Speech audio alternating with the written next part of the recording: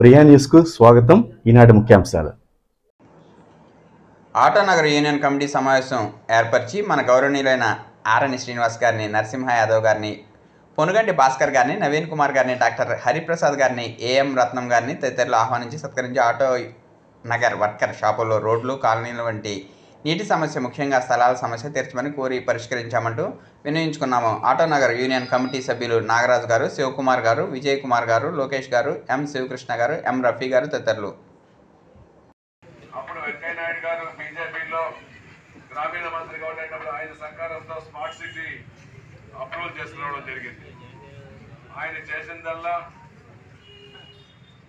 నేను చేశాను అని చెప్పుకుంటూ ఉంటాడు. ప్రతి తిరుపతికి అభివృద్ధి చేసేసాను అనేసి. ఈ అభివృద్ధి పేరుతో కొన్ని వేల కోట్లు దోచుకున్నాడే తప్ప ఆయన అభివృద్ధి చేయలేదు.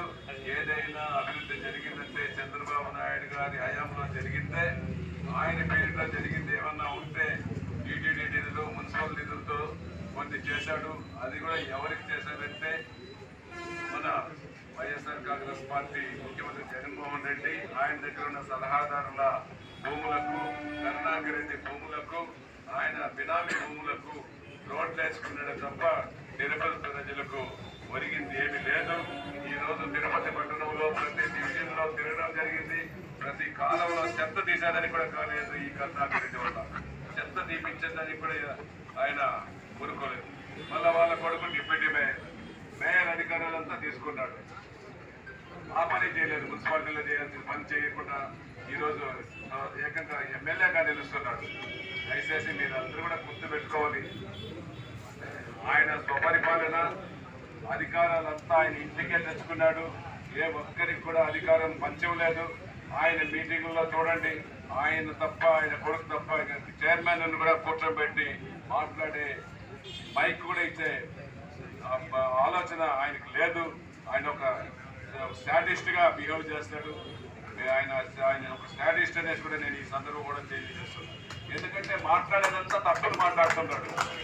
ఒకటి కూడా నిజం మాట్లాడేది. వెంకటేశ్వర స్వామి దగ్గర ప్రమాణం చేస్తానంటే ప్రమాణానికి కూడా రాడు.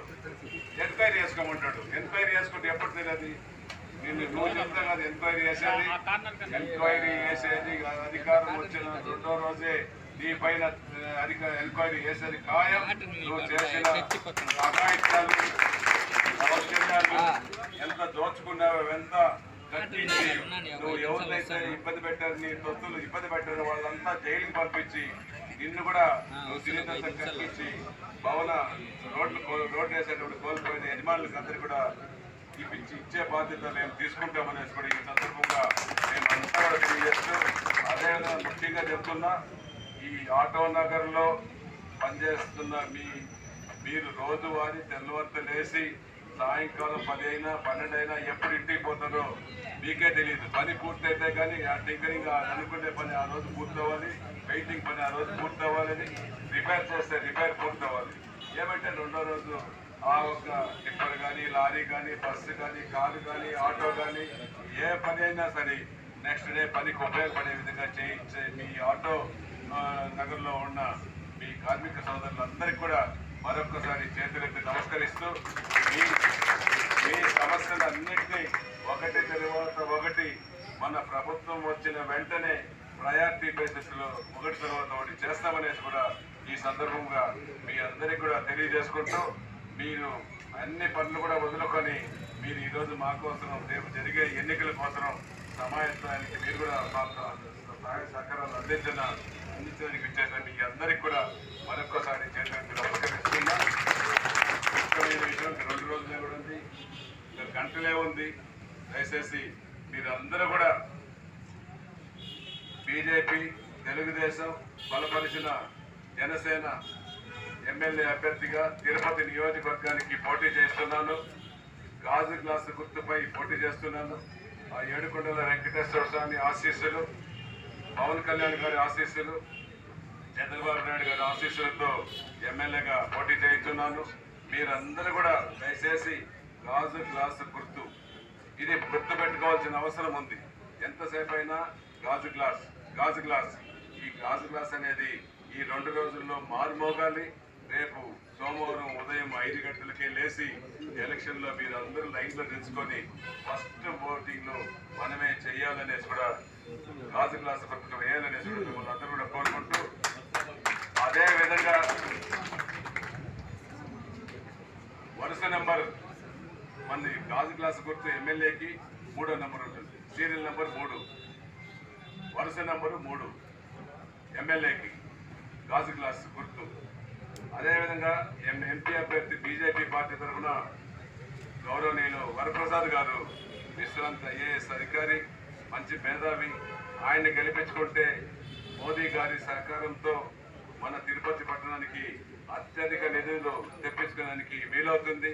ఆయనకు కూడా మనం అందరం కూడా చేసి ఒక ఓటు ఎంపీకి కమలం గుర్తుకు వేయాలని, ఆయన సీరియల్ నెంబర్ 4, ఆయన బీజేపీ ఎంపీ అభ్యర్థి గుర్తు కమలం గుర్తు. దయచేసి మీరు అందరూ కూడా కమలం గుర్తోటి, గాజు గ్లాసు గుర్తోటి ప్రతి ఒక్కరు 2 ఓట్లు వేయాలి. 2 ఓట్లు కూడా గాజు గ్లాస్ ఫస్ట్ వేయాలి, సెకండ్ కమలం గుర్తు వేయాలి. అది చెప్తారు మన పోలింగ్ ఆఫీసర్లు, మన ఏజెంట్ కూడా ఉంటారు. మీకు పేపర్ ఇస్తారు, మీరు అది తీసుకొని బటన్ నొక్కాలి. అలా పేపర్ ఇవ్వరు, దీంట్లో సంతకం పెట్టేసి ఈవీఎంలు ఉంటాయి. పైన నుంచి మొదటి ఈవీఎంలో 3వ నెంబర్, వరుస నెంబరు 3 గాజు గ్లాసు ఇది వేయాలనేసి కూడా మీ ద్వారా ఈ ఆటో నగరంలో మీరు అందరికీ చెప్పే అవకాశం ఉంటుంది. ఏమంటే మీ దగ్గరికి తిరుపతి పట్టణంలో ఉండే యంత్ర యజమానులందరూ కూడా, వాహన యజమానులందరూ కూడా మీ దగ్గరికి వచ్చే అవకాశం ఉంది.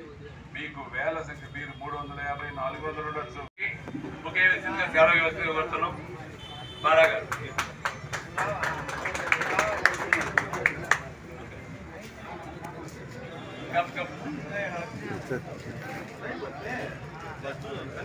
అలాగే లోకేష్ గారు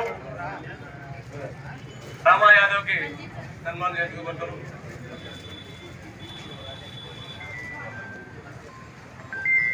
విజయ్ గారు మరగంటి మాస్టర్ గారికి